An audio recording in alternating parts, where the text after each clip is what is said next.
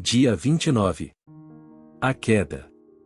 Ela tomou de seu fruto e comeu, e ela deu também ao marido com ela, e ele comeu. Ver Gênesis 3:6. Se ouvirmos o diabo e considerarmos seriamente o que ele diz, quase certamente cairemos em sua armadilha e pecaremos.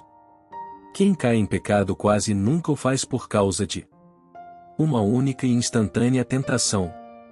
Geralmente é um processo sutil e lento de olhar para algo, insistir nisso e racionalizá-lo. Então, quando nossas defesas forem eliminadas, a armadilha será acionada. Depois do pecado, as consequências começaram a aparecer imediatamente no relacionamento de Adão e Eva. Embora tivessem pecado juntos, havia uma barreira imediata entre eles que não existia antes. A vergonha entrou no relacionamento deles, e a vergonha sempre traz divisão. A liberdade e a franqueza que conheceram um com o outro se foram para sempre. O pecado destrói relacionamentos e transforma a vida em morte. Quase sempre apelará aos nossos sentidos, e talvez até ao nosso intelecto, mas o seu fruto será sempre amargo. As Escrituras são muito claras sobre o pecado. Assassinato, adultério e roubo são alguns dos mais óbvios. Também nos é dito no Novo Testamento que até mesmo ficar com raiva de um irmão é pecado. Veja Mateus 5:22. Também nos é dito em Tiago 4:17. Portanto, aquele que sabe que deve fazer o que é certo e não o faz, comete pecado. Há pecados de comissão, que são coisas mais que fazemos, e pecados de omissão, que é não fazer o bem quando está em nosso poder fazê-lo. Basicamente, o pecado é a desobediência a Deus. O pecado é sempre resultado de alguma forma de egoísmo e sempre resultará em mais egocentrismo que nos separa de Deus e uns dos outros. Por mais atraente que pareça, o pecado destrói. Mesmo assim, considerem-se mortos para o pecado, mas vivos para Deus em Cristo Jesus. Portanto, não deixe o pecado reinar em seu corpo mortal para que você obedeça às suas concupiscências e não continue apresentando os membros do seu corpo ao pecado como instrumentos de injustiça, mas apresentai-vos a Deus como vivos dentre os mortos, e os vossos membros como instrumentos de justiça a Deus. Romanos 6:11-13. Fugimos do pecado buscando a justiça. Fugimos do ódio perseguindo o amor. Fugimos dos medos buscando a fé. Fugimos da impaciência procurando ser mais pacientes. Como Romanos 12:21 afirma, não se deixem vencer pelo mal, mas vençam o mal com o bem. Devemos sempre procurar substituir o mal em nossos corações pelo bem. A retidão é uma dádiva e um tesouro. A verdadeira justiça nunca é justiça própria porque a verdadeira justiça não está em nós, mas em Cristo. Só somos justos na medida em que permanecemos nele. Nossa busca deve ser permanecer nele em todas as coisas. Deus é amor, então, se permanecermos nele, iremos amar. Ele não teme nada, então se permanecermos nele, estaremos livres do medo. Nosso objetivo não é apenas crescer em amor, mas andar mais no amor de Deus. Não queremos ter menos medo, mas sim ter a fé que vem de ver na perspectiva do Senhor, que está à direita do Pai. Quando virmos quem é Jesus e onde Ele está sentado, teremos fé. Devemos substituir as coisas negativas em nossas vidas pelos aspectos positivos de Cristo. Se a televisão é um problema para nós, em vez de apenas decidir não assistir televisão, devemos buscar algo positivo com nosso tempo para substituir assistir televisão. Podemos começar com um jejum de televisão de 30 dias, mas ter algo positivo para fazer durante o tempo em que normalmente assistimos à televisão, como assistir a um estudo bíblico, ministrar a outros, ler e assim por diante. Se simplesmente acabarmos com o pecado, ele deixará um buraco para o qual o inimigo retornará facilmente se o vazio não for preenchido. Devemos vencer o pecado substituindo-o pela vontade do Senhor. Se buscarmos o Senhor ativamente, teremos muito menos probabilidade de cair nas armadilhas que o inimigo preparou para nos fazer tropeçar. Devemos ter uma visão de crescimento na graça, fruto e poder do Espírito. 1 Coríntios 14:1 nos exorta a seguir o amor, mas procurai ardentemente os dons espirituais, mas principalmente o de profetizar. O amor deve ser perseguido. Aqueles que apenas desejam dons espirituais raramente os recebem, mas aqueles que os desejam sinceramente os receberão. Devemos desejar as coisas de Deus o suficiente para buscá-las sinceramente. O Senhor prometeu em Jeremias 29:13: Buscar-me-eis e me achareis, quando me buscardes de todo o vosso coração. Enquadrando sua fundação. Primeiro, você foi culpado de pecados de omissão, o que não está fazendo o bem quando está em seu poder fazê-lo? Segundo, você está fugindo do pecado buscando a justiça, fugindo do ódio buscando o amor, fugindo do medo buscando a fé, fugindo da impaciência buscando ser mais paciente? Terceiro, você tem uma visão de crescer na graça, fruto e poder do Espírito? Dia 30. A cobertura. Então os olhos de ambos se abriram, e conheceram que estavam nus, e costuraram folhas de figueira e fizeram para si coberturas para os lombos. Gênesis 3:7. Aqui o pecado vai um pouco mais fundo. Como já estudamos, a primeira reação de Adão e Eva ao pecado foi olhar para si mesmos. O egocentrismo é o veneno da árvore do conhecimento que mata. Fomos criados para ser centrados em Deus. O processo de restauração através do qual nossas mentes são renovadas e somos libertos de nossa natureza pecaminosa vem de ver a glória de Deus, conforme lemos em 2 Coríntios 3:18. Mas todos nós, com o rosto descoberto, refletindo como um espelho a glória do Senhor, somos transformados de glória em glória na mesma imagem, como pelo Senhor, o Espírito. A libertação do pecado vem de se afastar do pecado e do egocentrismo para se tornar centrado em Deus novamente. Não é nosso objetivo apenas descobrir quem somos em Cristo, mas quem Ele é em nós. O primeiro ainda pode ser egocentrismo, embora possa ser misturado com muitos bons motivos. Se vamos ser transformados à sua imagem, devemos contemplar a sua glória com o rosto descoberto. Os véus são os mecanismos de defesa que a natureza pecaminosa nos obriga a usar para nos proteger. Eles são uma extensão das coberturas que Adão e Eva fizeram após o pecado. O pecado faz com que sejamos autoconscientes e autoprotetores a ponto de termos medo de que alguém nos veja como somos. Esses véus devem ser removidos para que possamos ver o Senhor como Ele é e para que possamos ser reais uns com os outros. Ser real é andar na verdade e relacionar-se com os outros sem pretensão. Arrependendo-se do pecado, inicia-se o processo que vai de glória em glória. Quanto mais permitirmos que os véus, os mecanismos de defesa, sejam removidos, mais de sua glória veremos e mais nos tornaremos semelhantes a Ele. Quando pecamos, a primeira tendência que temos é encobrir, esconder ou racionalizar o pecado. Quando isso ocorre, a morte é lançada contra nós e começa a drenar a vida de nós. O arrependimento começa com o reconhecimento do pecado, chamando-o do que é e assumindo a responsabilidade por ele. Se dissermos que mantemos comunhão com Ele e andarmos nas trevas, mentimos e não praticamos a verdade, ou mais, se andarmos na luz, como Ele na luz está, temos comunhão uns com os outros, e o sangue de Jesus, seu Filho, nos purifica de todo pecado. Se dissermos que não temos pecado, enganamo-nos a nós mesmos, e a verdade não está em nós. Se confessarmos os nossos pecados, Ele é fiel e justo para nos perdoar os pecados e para nos purificar de toda injustiça. Se dissermos que não pecamos, fazemo-no mentiroso, e a sua palavra não está em nós. 1 João 1:6-10. Conforme declarado, a resposta natural ao pecado é escondê-lo, fingir que não houve pecado ou racionalizar o pecado. Todas essas respostas apenas aprofundam o domínio do pecado sobre nós e nos abrem para mais enganos. A resposta não é cobrir o pecado, mas reconhecê-lo, fugindo para a cruz em busca de perdão e cura da ferida que o pecado causou. Como a Escritura acima afirma, devemos confessar nossos pecados para sermos perdoados, e então Ele pode nos purificar. Judas foi chamado de o incorrigível ou sem ajuda. O que o tornou incorrigível não foi ter traído o Senhor, mas ter se enforcado. Provavelmente todos nós traímos o Senhor porque Ele disse que, assim como fizemos ao menor de seu povo, o fizemos a Ele. Ver Mateus 25:40.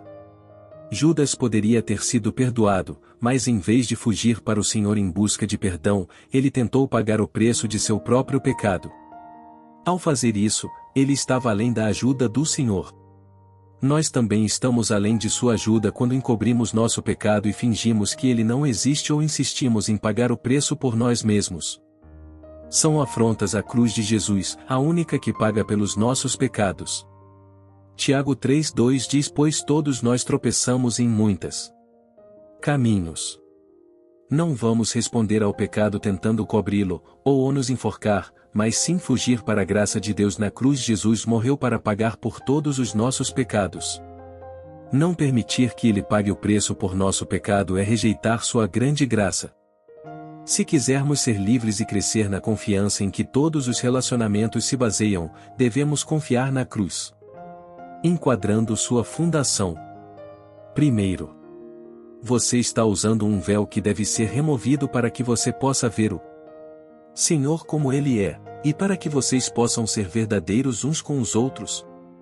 Segundo, eliminar seus mecanismos de defesa permite que você veja mais de sua glória. E mais você se tornará como Ele. Terceiro, você cobriu o pecado, ou o reconheceu, fugindo para a cruz por perdão e cura da ferida que o pecado causou. Dia 31. A ilusão. Eles ouviram a voz do Senhor Deus que passeava no jardim pela viração do dia, e o homem e sua mulher esconderam-se da presença do Senhor Deus entre as árvores do jardim. Então o Senhor Deus chamou o homem e disse-lhe: onde estás? Gênesis 3:8-9. É interessante que quando os olhos foram abertos do homem e da mulher, eles se tornaram tolos. Ninguém pode se esconder de Deus, embora seja provável que todos tenham tentado de tempos em tempos. Ele é o que tudo vê e o que tudo sabe. Ele conhece o número de fios de cabelo da nossa cabeça. Ver Mateus 10:30. De uma coisa podemos ter certeza: quando Deus onisciente faz uma pergunta, não é porque ele está buscando informações. Quando ele perguntou a Adão onde ele estava, foi por causa de Adão. Esta é uma pergunta que ecoa através dos tempos, chamando homens e mulheres a compreender como é tolice esconder-se dele.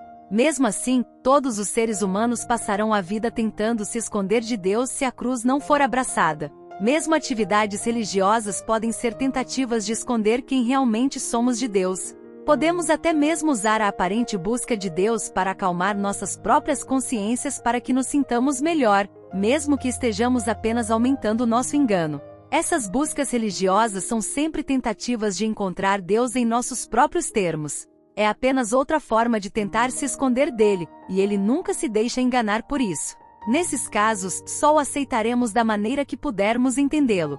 O que não podemos compreender, rejeitamos. No entanto, ele é grande demais para que possamos entender. É a suprema arrogância humana pensarmos que podemos entender Deus, embora seja a busca mais justa de todas buscar conhecê-lo. Devemos buscar conhecê-lo com o entendimento de que ele sempre será maior do que nossa mente natural pode compreender. Sempre veremos em parte e conheceremos em parte. Mesmo assim, aprender qualquer coisa sobre seus caminhos é mais valioso do que todos os tesouros da terra. Tiago 4:6 afirma e por isso diz: Deus se opõe aos soberbos, mas dá graça aos humildes. É orgulho pensar que podemos nos cobrir, nos esconder de Deus e entendê-lo por conta própria. Essa orgulhosa busca humana pelo divino é uma das maiores ilusões de todas. A única maneira pela qual podemos entendê-lo é ele se revelar. Se realmente queremos vê-lo como ele é, devemos nos humilhar e implorar por sua misericórdia. O começo da humildade é parar de tentar nos cobrir e nos esconder. O pecado fez com que nos afastássemos dele. O verdadeiro arrependimento é mais do que apenas afastar-se do pecado, é voltar-se para Deus. O orgulho profundo nos faz pensar que podemos nos consertar. A humildade leva a sua graça quando simplesmente nos voltamos para ele, indo a ele exatamente como somos e pedindo que ele nos conserte. A humildade que libera sua graça é o reconhecimento de que precisamos dele. Aqueles que fazem isso nunca são rejeitados. O antídoto para nossa tendência de esconder não é apenas tentar nos expor, mas simplesmente buscar a Deus. Quando pecamos, não devemos fugir dele, mas para ele. Ele já sabe o que fizemos e sabe onde estamos escondidos. Como pai, meu respeito e apreço por meus filhos aumentam quando eles vêm a mim com a confissão de uma transgressão, em vez de eu descobrir. Ainda posso ter de discipliná-los se eles vierem a mim com uma confissão. mas minha confiança neles aumenta, mesmo que tenham cometido um erro. Uma das maiores libertações que podemos experimentar é saber que tudo está na luz. Dormiremos mais tranquilos quando não estivermos preocupados com a possibilidade de alguém descobrir algo sobre nós que está oculto. Sempre que formos tentados a nos esconder, resolvamos buscar o Senhor com ainda mais diligência, lembrando sempre da grande promessa de Hebreus 4, 13, 15 e 16, e não há criatura escondida de sua vista, mas todas as coisas estão abertas e expostas aos olhos daquele com quem temos que lidar. Pois não temos um sumo sacerdote que não possa compadecer-se de nossas fraquezas, mas alguém que foi tentado em todas as coisas como nós, mas sem pecado. Portanto, aproximemo-nos com confiança do trono da graça, a fim de recebermos misericórdia e acharmos graça para socorro em tempo oportuno. Enquadrando sua fundação. Primeiro, você está procurando conhecê-lo com a compreensão de que ele sempre ser maior do que sua mente natural pode compreender? Segundo, você dorme tranquilo porque não está preocupado com algo oculto sendo revelado sobre você? Terceiro, você se aproximou de Deus com confiança para receber misericórdia e graça em tempo de necessidade? Dia 32. Temer. Ele é Adão, disse: ouvi a tua voz no jardim e tive medo porque estava nu, então me escondi. Gênesis 3, 10. A primeira menção de medo na Bíblia está neste versículo. Existe um temor puro e santo de Deus, e existe um medo profano. Este é o temor profano de Deus que leva a mais corrupção da alma e nos leva a correr dele em vez de correr para ele. O santo temor de Deus nunca nos faria tentar nos esconder dele. O santo temor de Deus está enraizado no conhecimento de que ele é Deus e ninguém pode se esconder dele. Ele reconhece que ele é onisciente e nós, na melhor das hipóteses, sabemos muito pouco. O santo temor de Deus é o princípio da sabedoria, veja Provérbios 9:10, porque reconhece que precisamos da ajuda dele para saber qualquer coisa com precisão. O temor profano de Deus está enraizado no fruto venenoso da árvore do conhecimento do bem e do mal. Esse medo não está tão enraizado em quem Deus é, mas em nosso próprio egocentrismo. Esse é o medo que nos leva a tentar nos esconder de Deus e uns dos outros. Isso causa as fachadas e pretensões que tanto dominam os relacionamentos de homens e mulheres caídos. O medo profano está enraizado especialmente no medo da rejeição, porque o homem foi criado para ter comunhão com Deus e uns com os outros. A rejeição é uma das experiências humanas mais dolorosas e um dos medos mais incapacitantes que domina a raça humana. A rejeição fará com que alguém se esconda ou tente dominar os outros, então você sempre será o primeiro a rejeitar. Portanto, é preciso muita fé em Deus para sair do esconderijo, apesar de nossa própria nudez. É preciso muita fé para ser vulnerável, mas este é o primeiro passo para a redenção e restauração. Jesus era o Senhor da glória, e no entanto, ele se esvaziou para se tornar um frágil criança humana. Ele se tornou totalmente vulnerável, permitindo até mesmo que homens caídos e corruptos o espancassem e humilhassem antes de se submeter à humilhação final da cruz. Ele se tornou vulnerável a nós para que compreendêssemos para sempre o quanto ele nos ama. Quando começarmos a contemplar verdadeiramente a cruz, começaremos a sair do esconderijo. Somente a cruz nos libertará de nossos medos mais profundos e nos permitirá começar a ser reais novamente. O medo foi introduzido ao homem quando ele comeu do fruto proibido. Geralmente, o medo é uma das maiores portas abertas pelas quais o maligno entra na vida das pessoas. O diabo controla com medo, mas o Senhor conduz com fé. Esta batalha pelo coração da humanidade é basicamente a determinação de se o medo ou a fé prevalecerá. A fé começa por conhecer a aceitação de Deus por nós através da cruz. Esta aceitação não tem nada a ver com o que fizemos ou deixamos de fazer, mas com o que Jesus fez por nós. Um dos grandes testemunhos da graça de Deus é a maneira como ela foi estendida até mesmo aos mais grotescos assassinos e transgressores. É compreensível que os homens sejam céticos em relação às notáveis conversões no corredor da morte, mas a graça que podemos encontrar na cruz é suficiente para cobrir qualquer um que busque refúgio nele. Na verdade, o próprio Senhor disse que aqueles que são muito perdoados o amarão muito. Portanto, como lemos em Romanos 5, 19 e 21, porque assim como pela desobediência de um só homem muitos foram constituídos pecadores, assim também pela obediência de um muitos serão constituídos justos. A lei veio para que a transgressão aumentasse, mas onde abundou o pecado superabundou a graça, para que assim como o pecado reinou na morte, assim também a graça reinasse pela justiça para a vida eterna, por Jesus Cristo, nosso Senhor. Onde abunda o pecado, a graça abunda ainda mais. Isso significa que devemos pecar para que sua graça abunde e o amemos mais? Este é um engano final que Paulo aborda nos versículos que se seguem. Romanos 6, 1, 4. O que diremos então? Devemos continuar no pecado para que a graça aumente? Que nunca seja. Como nós, que morremos para o pecado, ainda viveremos nele? Ou não sabeis que todos nós que fomos batizados em Cristo Jesus foram batizados em sua morte? Por isso fomos sepultados com ele na morte pelo batismo, para que, como Cristo ressuscitou dentre os mortos pela glória do Pai, assim também andemos nós em novidade de vida.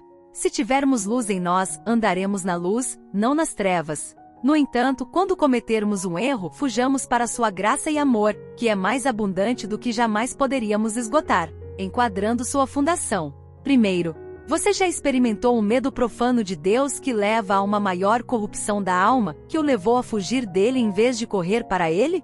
Segundo ponto, você é vulnerável o suficiente para dar o primeiro passo em direção à redenção e restauração?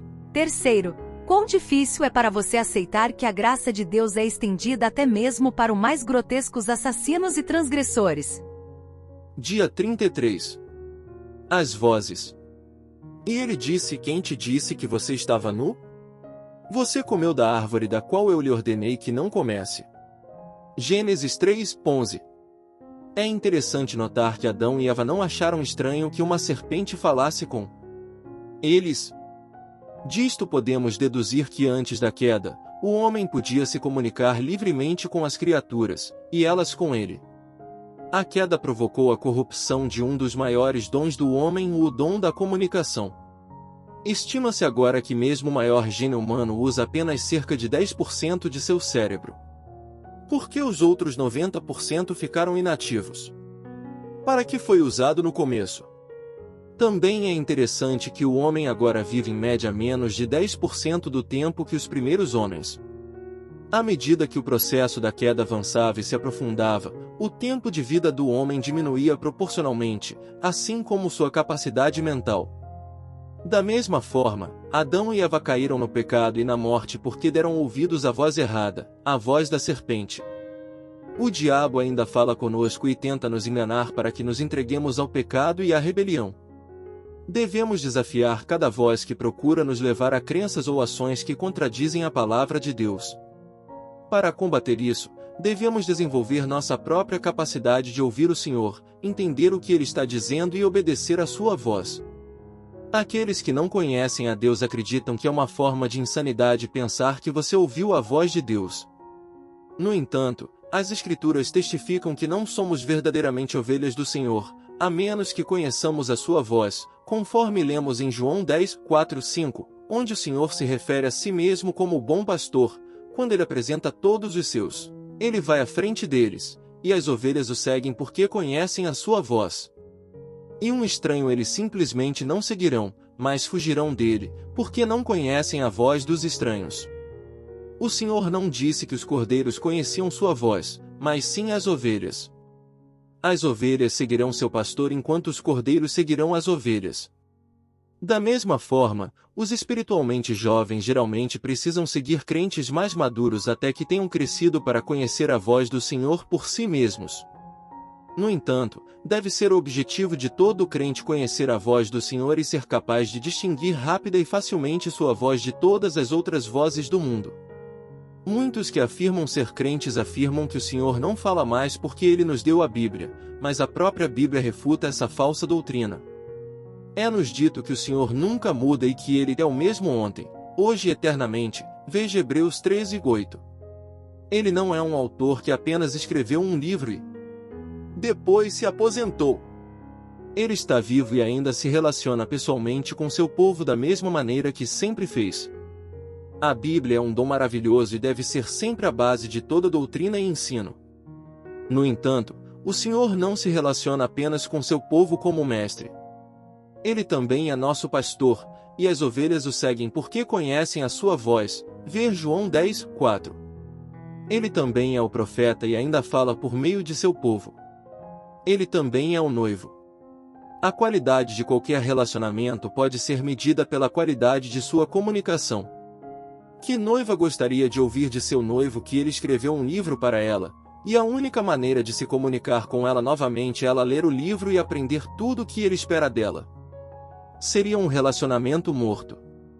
A doutrina de que o Senhor só fala por meio da Bíblia ao seu povo hoje também tem gerado muitas igrejas que estão mortas porque, conforme lemos em 2 Timóteo 3:5, tendo aparência de piedade, embora tenham negado a seu poder, e como o versículo continua, devemos evitar homens como estes. Enquadrando sua fundação. Primeiro, você se opôs às táticas de Satanás desenvolvendo sua própria capacidade de ouvir o Senhor, entendendo o que ele está dizendo e obedecendo à sua voz? Segundo, você consegue distinguir rápida e facilmente a voz dele de todas as outras vozes do mundo? Terceiro, você já frequentou ou frequenta uma igreja morta? Dia 34. A queda se aprofunda. O homem disse à mulher que você deu para estar comigo, ela me deu da árvore e eu comi. Então o Senhor Deus disse à mulher, o que você fez? E a mulher disse, a serpente me enganou, e eu comi. Gênesis 3:12-13. O homem disse que a culpa era da mulher. A mulher disse que a culpa foi da serpente. Já que Deus colocou a serpente no jardim, ela estava de fato insinuando que tudo era culpa de Deus. O homem tem tentado culpar Deus por seus problemas desde então. Isso só leva a uma depravação humana mais profunda.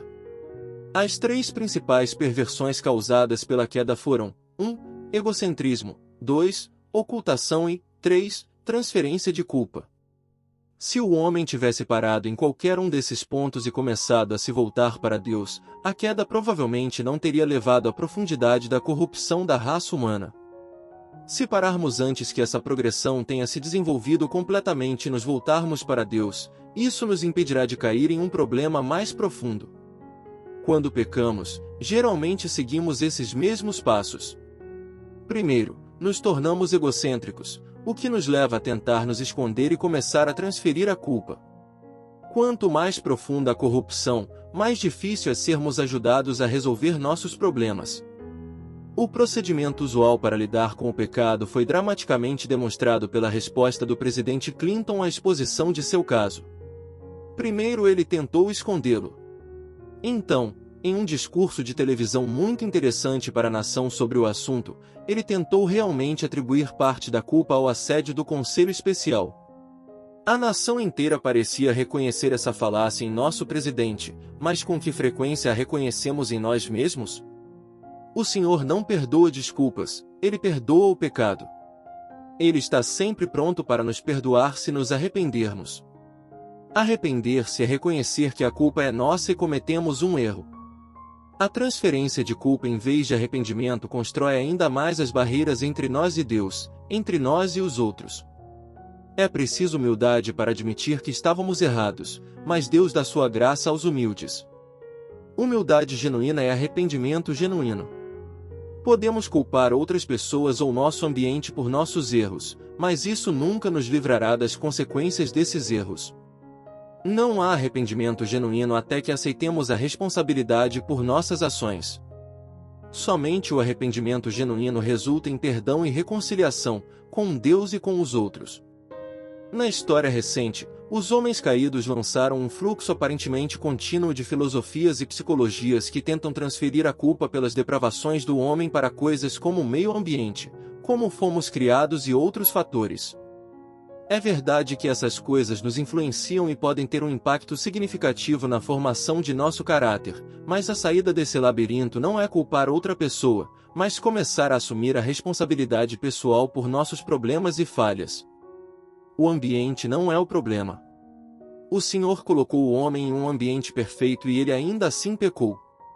Se o problema fosse o meio ambiente, então o Senhor precisaria apenas redimir o meio ambiente e não o homem.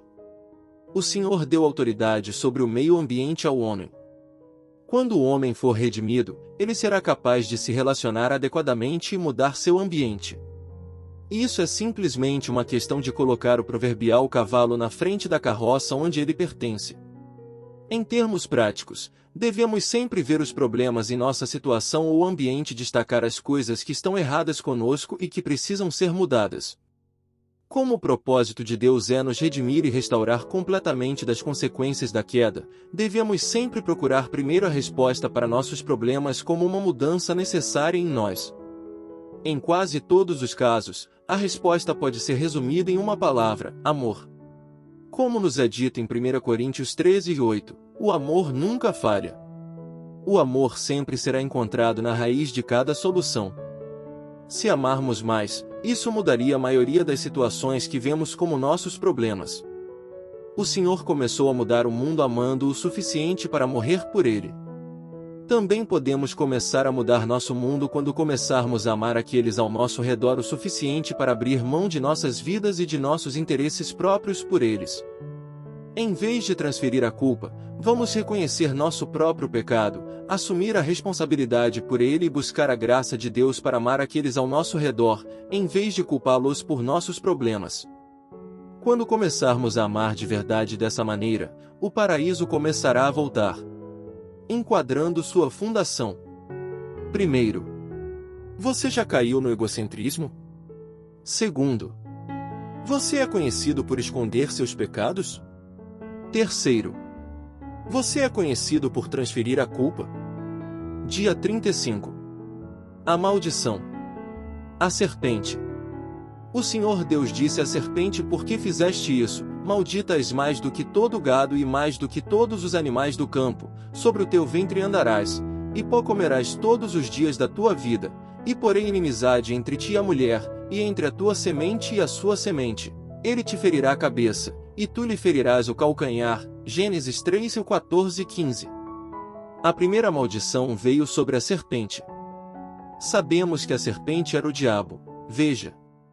Apocalipse 12:9. O fato de ele ter sido amaldiçoado a viajar de barriga para baixo na terra também parece ser uma metáfora de como ele foi expulso do céu para a terra. De todas as regiões do universo, o diabo se restringiu à terra. Comparada com o resto da criação, a terra é como um grão de areia para os oceanos do mar. Somos apenas um grão de poeira para o resto da criação.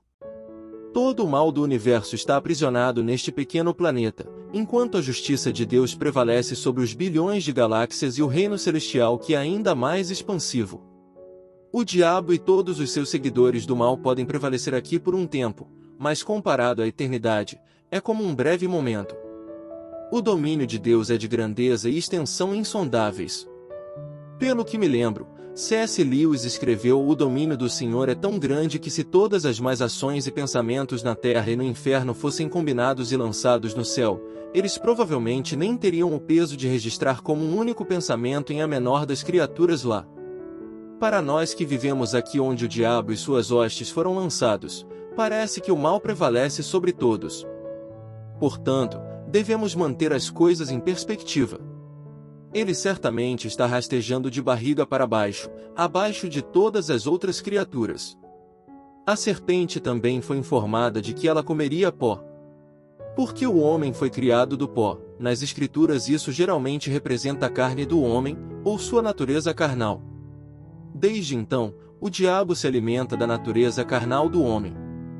Cada vez que cedemos a seguir a carne em vez do espírito, estamos alimentando o maligno.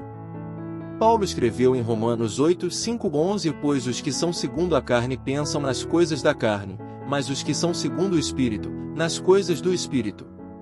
Porque a mentalidade da carne é morte, mas a mentalidade do Espírito é vida e paz, porque a mentalidade da carne é inimiga de Deus, pois não se sujeita à lei de Deus, pois nem mesmo é capaz de fazê-lo, e os que estão na carne não podem agradar a Deus. Porém, vocês não estão na carne, mas no Espírito, se é que o Espírito de Deus habita em vocês. Mas, se alguém não tem o Espírito de Cristo, esse tal não pertence a ele. Se Cristo está em você, embora o corpo esteja morto por causa do pecado, o Espírito está vivo por causa da justiça. Mas, se o Espírito daquele que dentre os mortos ressuscitou a Jesus habita em vós, aquele que dentre os mortos ressuscitou a Cristo Jesus também vivificará os vossos corpos mortais, por meio do seu Espírito que em vós habita. Porque o diabo se alimenta de nossa natureza carnal, Quando caímos na carnalidade, estamos alimentando e fortalecendo seu domínio em nossas vidas. Devemos aprender a alimentar nosso espírito, não nossa natureza carnal. Alimentamos nossos espíritos mantendo puro o que lemos, assistimos ou até mesmo pensamos. Nosso espírito ficará mais forte pela comunhão, pregando o Evangelho e exercitando os dons espirituais que recebemos. Somos informados em 1 João 3, 7, 8, 10, 11 Filhinhos, certifiquem-se de que ninguém os engane. Quem pratica a justiça é justo, assim como ele é justo. Quem pratica o pecado é do diabo, porque o diabo peca desde o princípio. O Filho de Deus apareceu com esse propósito, para destruir as obras do diabo. Nisto se evidenciam os filhos de Deus e os filhos do diabo. Quem não pratica a justiça não é de Deus, nem quem não ama seu irmão. Porque esta é a mensagem que ouvistes desde o princípio, que nos amemos uns aos outros. Não podemos participar de Cristo e continuar vivendo nos caminhos do maligno. Se somos de Cristo, buscaremos a justiça pelo amor. Toda a lei se cumpre nos 2 grandes mandamentos, amar a Deus e amar uns aos outros. Se seguirmos o caminho do amor em tudo o que fizermos, cresceremos na natureza do Senhor, porque Deus é amor. Enquadrando sua fundação. Primeiro, você tem alimentado e fortalecido o domínio de Satanás em sua vida? Por que você caiu na carnalidade? Segundo, seu espírito está se fortalecendo pela comunhão, compartilhando o Evangelho e exercendo os dons espirituais que você recebeu? Terceiro, você segue o caminho do amor em tudo o que faz? Se sim, você vai crescer em a natureza do Senhor, porque Deus é amor. Dia 36. A maldição. A mulher. A mulher, ele disse: multiplicarei grandemente as dores do teu parto, com dores darás à luz filhos, contudo o teu desejo será para o teu marido, e ele te dominará. Gênesis 3:16. O Senhor criou o homem e a mulher para procriar, mas o parto não foi feito para ser doloroso. Por causa da queda, a dor foi muito multiplicada, resultante da desarmonia que havia entrado no mundo pelo pecado. Antes do pecado, todas as criaturas viviam em harmonia. Houve cooperação entre a criação na terra e seus governantes designados. Agora havia conflito, que sempre leva à dor. Como parte da maldição, o homem foi designado para governar a mulher. Esta é uma verdade cada vez mais impopular, principalmente por causa da trágica opressão e abuso de autoridade dos homens sobre as mulheres. Mesmo assim, o Senhor tem um movimento de libertação das mulheres que transcenderá em muito aquele que o inimigo perpetrou para tentar se antecipar e desviar.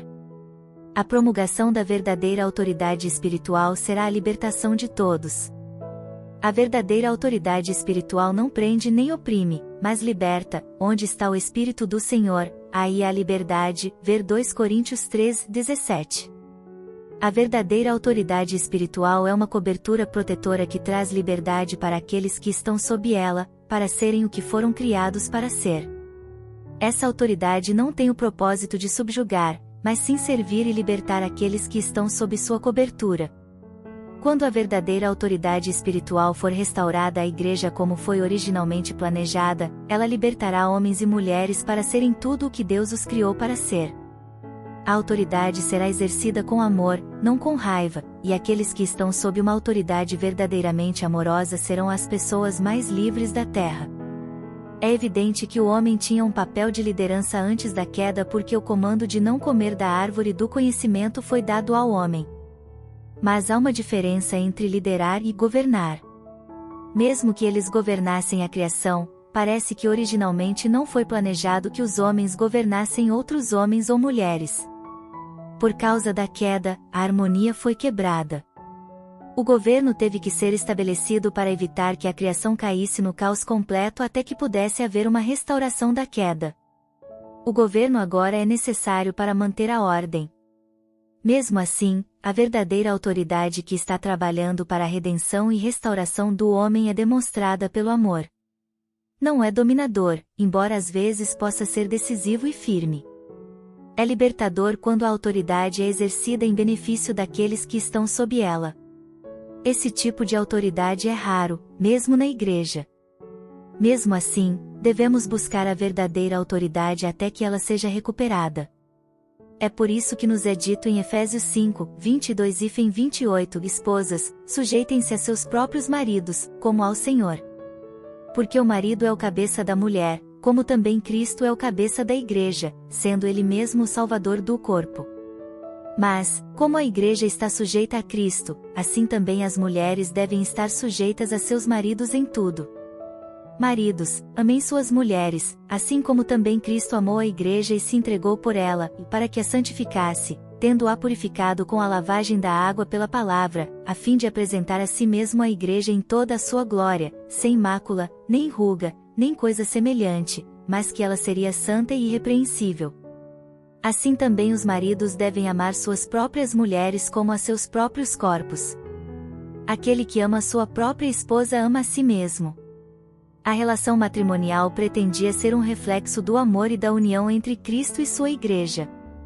Até que o relacionamento entre homens e mulheres tenha sido restaurado, a redenção não será totalmente operada em nossas vidas. A mulher foi tirada do lado do homem porque esse era o lugar que ela deveria ter, ao lado dele. Eles foram criados de maneira diferente em muitos aspectos e para desempenhar papéis diferentes, mas isso não tornava um mais importante que o outro. Homens foram criadas para carregar o fardo de certos tipos de autoridade, enquanto as mulheres têm mais autoridade do que os homens em outras áreas. Mesmo assim, a autoridade no reino de Deus é para servir, não para ser servido.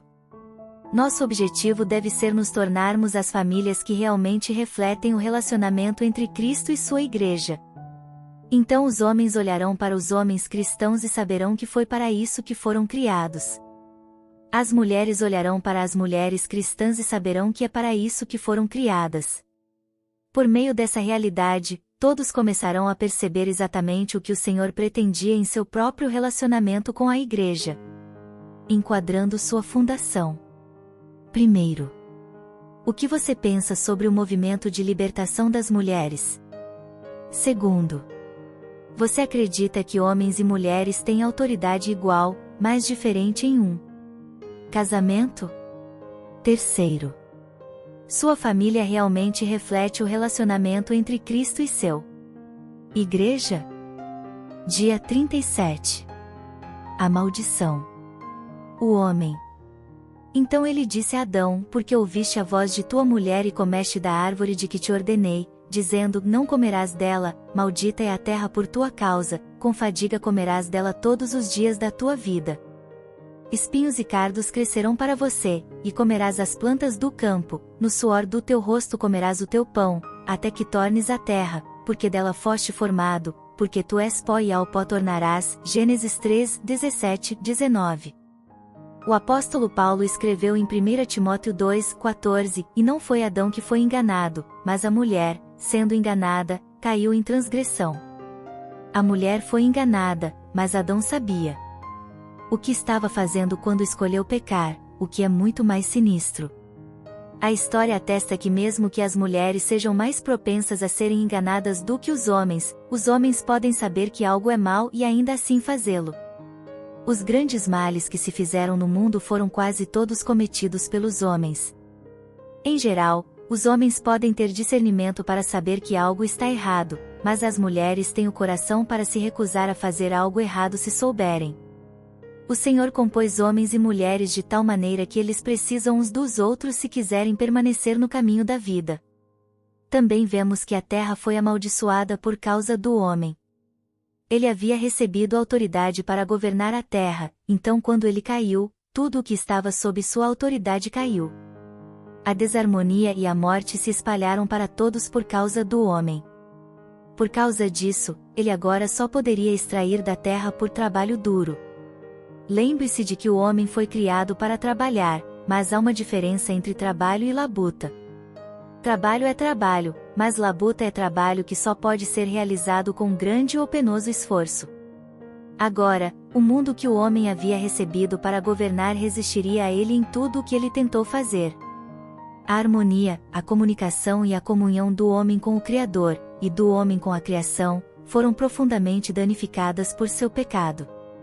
Em Atos 3, 20 e 21, Pedro fez uma declaração notável sobre o retorno do Senhor, e para que ele envie Jesus, o Cristo designado para vocês, a quem o céu deve receber até o período da restauração de todas as coisas sobre as quais Deus falou pela boca de seus santos profetas desde os tempos antigos. Jesus é chamado de o último Adão por Paulo porque ele vai restaurar tudo o que foi perdido pela queda do primeiro Adão. Por meio da redenção da cruz e da vida ressurreta de Cristo, a harmonia, a comunicação e a comunhão entre o homem e Deus, entre o homem e o homem e entre o homem e a criação serão restaurados. À medida que a redenção e a restauração de Cristo começam a operar em nossas vidas, devemos começar a experimentar tudo isso. Quando essa harmonia for restaurada, mesmo nosso trabalho não encontrará resistência contínua, mas será gratificante e muito mais frutífero. Após a queda, os homens rapidamente caíram em depravação cada vez mais profunda. A autoridade era cada vez mais pervertida e opressiva e, portanto, a oposição da criação aumentou. Quando somos redimidos e nascidos de novo em Cristo, o último Adão, devemos passar por um processo em que nossas mentes são renovadas. À medida que nossas mentes são renovadas, somos restaurados ao lugar de harmonia com Deus e com a criação. À medida que formos renovados no governo, ou no exercício da autoridade, também seremos mudados. Todos os relacionamentos são construídos na confiança. Em nossa natureza caída, exercemos autoridade por nossos próprios motivos egoístas. À medida que somos mudados e começamos a crescer no amor de Deus, a autoridade é exercida em benefício dos outros. À medida que a autoridade é exercida com amor, a ponte da confiança é construída passo a passo. Por causa da confiança, a resistência daquele sob a autoridade do homem, que inclui toda a terra, começará a diminuir. Com isso, até mesmo a produtividade e a fecundidade aumentarão. A maldição da labuta é removida, pois somos restaurados ao nosso estado original.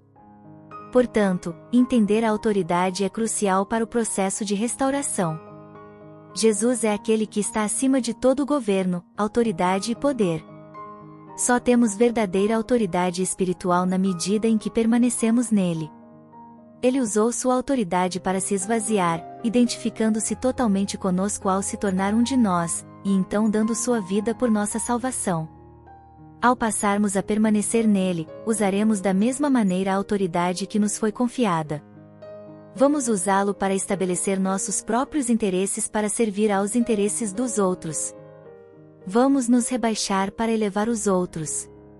Em tudo que fizermos, estaremos buscando os propósitos redentores de Deus e a restauração de tudo o que foi perdido na queda. A própria palavra autoridade traz consigo o odor negativo das feridas resultantes do autoritarismo. Há uma resistência natural à autoridade, e a rebelião está no coração de toda criatura caída. No entanto, isso não será superado com autoritarismo, mas com a verdadeira autoridade espiritual que está enraizada e alicerçada no amor. O amor serve. Enquadrando sua fundação. Primeiro, porque a harmonia, comunicação e comunhão com o Criador. Profundamente danificado pelo pecado? Segundo, em tudo que você faz, você está procurando os propósitos redentores de Deus e a restauração de tudo o que foi perdido na queda? Terceiro, você superou sua resistência natural à autoridade com o verdadeiro autoridade espiritual que está enraizada e fundamentada no amor? Dia 38. A cobertura. Ora, o homem chamou a sua mulher de Eva, porque ela era a mãe de todos os viventes. O Senhor Deus fez vestes de peles para Adão e sua mulher, e os vestiu. Gênesis 3, 20, 21.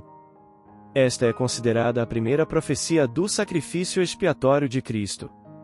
Adão e Eva tentaram se cobrir, mas não foi adequado. Então o Senhor fez uma cobertura para eles ao derramar o sangue de um animal inocente, profetizando sobre a expiação que Jesus faria ao derramar seu sangue por nossos pecados. Não há nada que possamos fazer para cobrir nossos pecados. Nossas boas obras nunca compensarão o mal e nos tornarão aceitáveis a Deus, ou cobrirão a vergonha e a ferida que o pecado causa em nossa alma. Somente o Senhor pode cobrir nossos pecados. Até mesmo tentarmos nos cobrir é uma afronta à cruz de Jesus, pela qual nossa redenção foi comprada. Assim como a primeira reação de Adão e Eva ao seu pecado foi olhar para si mesmos, sentir-se nus e depois tentar se cobrir e se esconder, ainda podemos passar pelo mesmo processo mesmo depois de nos tornarmos cristãos e termos o conhecimento da cruz. No entanto, independentemente de como nos sentimos, devemos correr para Deus quando pecamos, não para longe dele. O preço que ele pagou é suficiente para cobrir até mesmo nossos piores peças quando nos recusamos a ir para a cruz e tentamos carregar nós mesmos a culpa. Estamos dizendo que a cruz não foi suficiente, e esse pecado é tão grande que teremos que pagar o preço nós mesmos. Isso é uma ilusão trágica e um orgulho que não é apenas um insulto à cruz de Jesus, mas um afastamento fundamental da fé de que a cruz é suficiente para nossa salvação. Temos a certeza em 1 João 1:7-9, se andarmos na luz, como ele na luz está, temos comunhão uns com os outros, e o sangue de Jesus, seu Filho, nos purifica de todo pecado. Se dissermos que não temos pecado, enganamo-nos a nós mesmos, e a verdade não está em nós. Se confessarmos os nossos pecados, ele é fiel e justo para nos perdoar os pecados e nos purificar de toda injustiça. Essas escrituras afirmam claramente que seu sangue nos purifica de todo pecado e de toda injustiça. Considerarmos que devemos fazer penitência por nossos pecados é uma afronta à cruz de Jesus. É um engano trágico pensar que a cruz não é suficiente e que podemos fazer algo para acrescentar à obra da cruz para pagar por nossos próprios pecados.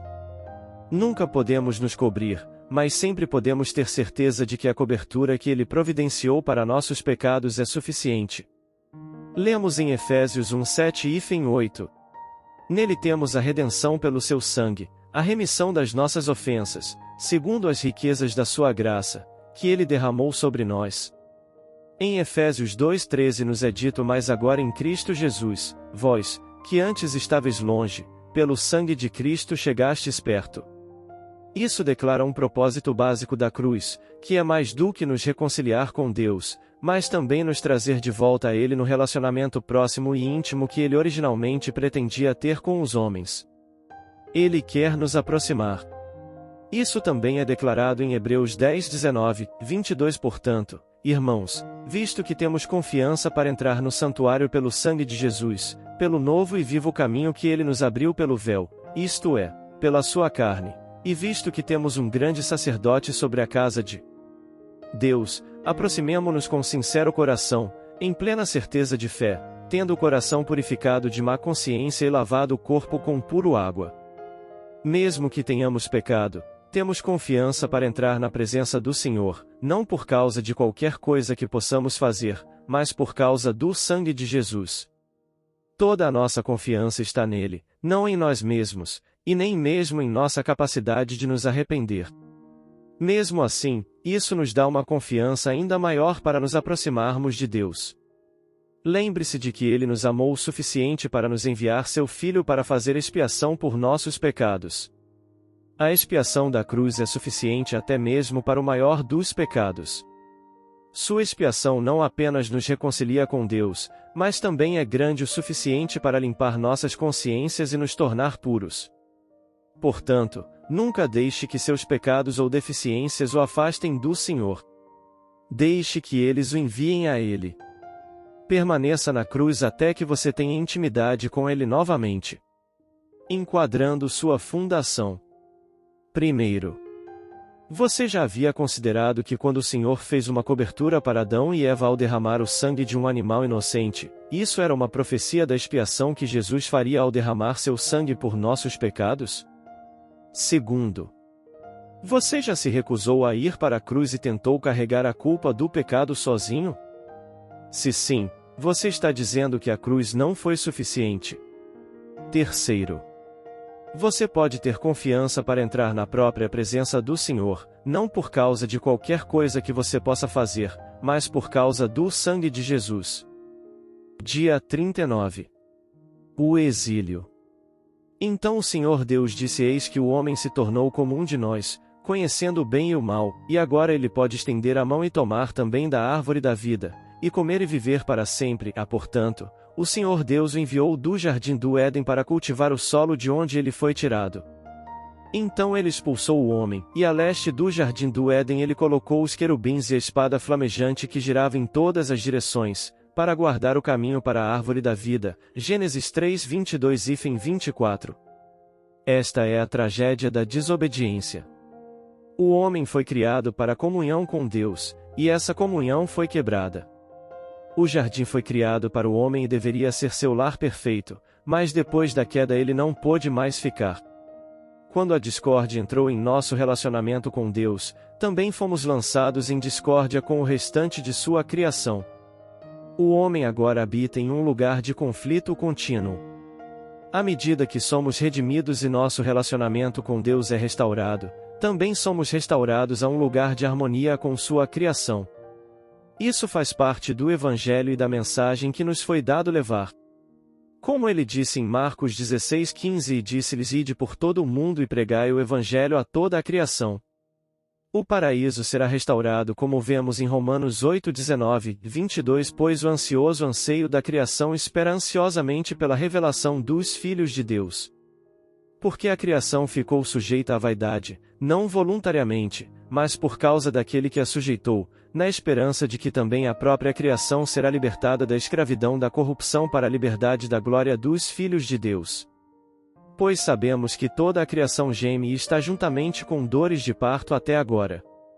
Mesmo assim, fala-se relativamente pouco sobre a restauração da criação nas Escrituras, porque isso obviamente é para a era vindoura. Antes de podermos ser usados para realizar a restauração, devemos ter nosso relacionamento com Deus totalmente restaurado e, então, nosso relacionamento com os outros. Esta restauração da comunhão entre os homens realmente começa com a restauração do relacionamento pretendido entre homens e mulheres. Ao revermos as maldições que caíram sobre o homem e a mulher por causa da queda, vemos que a luta da mulher seria gerar sua família. A luta do homem seria com seu trabalho. Em geral, os grandes dons que as mulheres receberam são relacionais. Em geral, os dons primários que os homens receberam dizem respeito ao seu trabalho. As mulheres tendem a ser orientadas para as pessoas e os homens tendem a ser orientados para as tarefas. Isso precisa ser entendido para que possamos nos relacionar uns com os outros e nos tornarmos as equipes que fomos criados para ser. Essas são generalizações sobre homens e mulheres, e as generalizações raramente são sempre verdadeiras. Quase todos os homens são, até certo ponto, relacionais e orientados para as pessoas, e alguns podem ser ainda mais do que algumas mulheres. Quase todas as mulheres também são, até certo ponto, orientadas para tarefas, e algumas são ainda mais do que muitos homens. Mesmo assim, geralmente, as mulheres são mais relacionais e os homens são mais orientados para tarefas porque Deus nos fez assim.